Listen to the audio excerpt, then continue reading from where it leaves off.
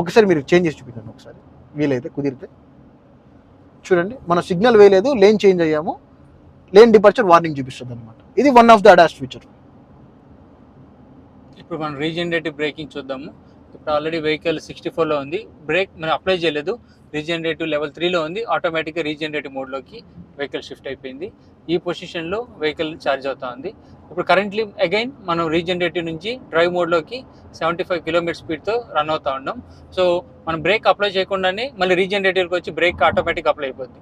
ఈ electric vehicles ఉన్న main advantage ఏంటంటే మనం బ్రేక్ అప్లై చేయాల్సిన అవసరం లేదు, ఎందుకంటే ఇన్బిల్ట్ రీజనరేటివ్ బ్రేకింగ్ ఉండడం వల్ల మనం యాక్సిలరేట్ తీసిన వెంటనే ఆటోమేటిక్ బ్రేకింగ్ మోడ్లోకి వెళ్ళిపోతుంది.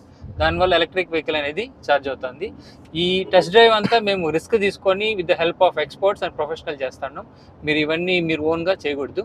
So this only to show all the features what we have in Tata curve EV. So this is and risky